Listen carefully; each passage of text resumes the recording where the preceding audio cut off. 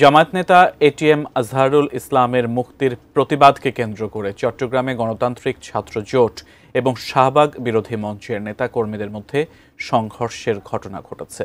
সংঘর্ষে গণতান্ত্রিক ছাত্র জোটের কয়েকজন গুরুতর আহত হয়েছেন। এ ঘটনায় ইসলামী ছাত্র শিবিরের নেতাকর্মীদের সম্পৃক্ততার অভিযোগ তুলেছে সংগঠনটি। আরও জানাচ্ছেন আরিফ হাসান।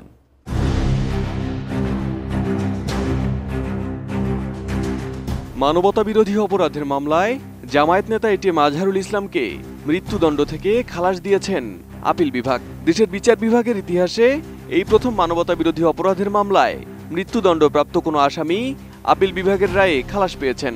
আদালতের এই রায়ের বিরুদ্ধে দেশজুড়ে বিভিন্ন বিশ্ববিদ্যালয়ে প্রতিবাদ মিছিল করেছে গণতান্ত্রিক ছাত্রজোট সহ বিভিন্ন বামপন্থী ছাত্র সংগঠন।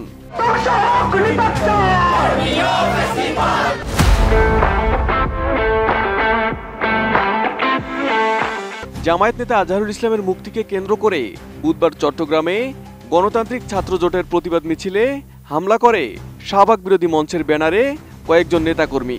এ হামলায় ছাত্র জোটের 6 জন আহত হন। গুরুতর হামলার শিকার হন নারী আন্দোলনকারীরাও।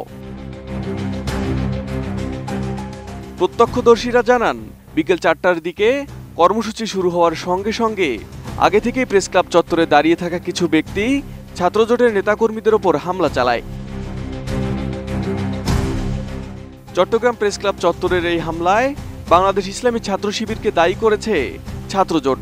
তবে সেই দায় অস্বীকার করে সন্ধ্যায় বিবৃতি দিয়েছে শিবির। বিবৃতিতে সংগঠনটি বলছে, এই ঘটনায় শিবির নয়, বরং শাহবাগপন্থী ও শাহবাগ বিরোধী দুই পক্ষের মধ্যে সংঘর্ষের ঘটনা ঘটেছে। সংবাদ বিজ্ঞপ্তিতে শিবির বলছে, চট্টগ্রাম প্রেস ক্লাবে শাহবাগপন্থী ও শাহবাগ বিরোধী দুই পক্ষের মধ্যে সংঘর্ষের ঘটনায় ইসলামী ছাত্র শিবিরের নাম উদ্দেশ্য প্রণোদিতভাবে জড়ানো হয়েছে এবং এটিকে একটি পরিকল্পিত ষড়যন্ত্র হিসেবে বিবৃতিতে উল্লেখ করেছে তারা।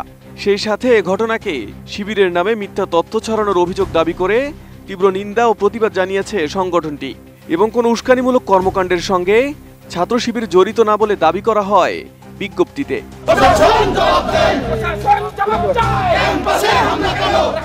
এর আগে একই ঘটনাকে কেন্দ্র করে রাজশাহীতেও ছাত্র জোটের সঙ্গে শাহবাগ বিরোধী মঞ্চের নেতাকর্মীদের মধ্যে সংঘর্ষের ঘটনা ঘটেছে।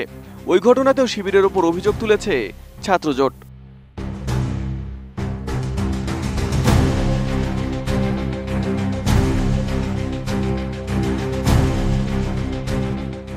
Arif Hasan, ATN news.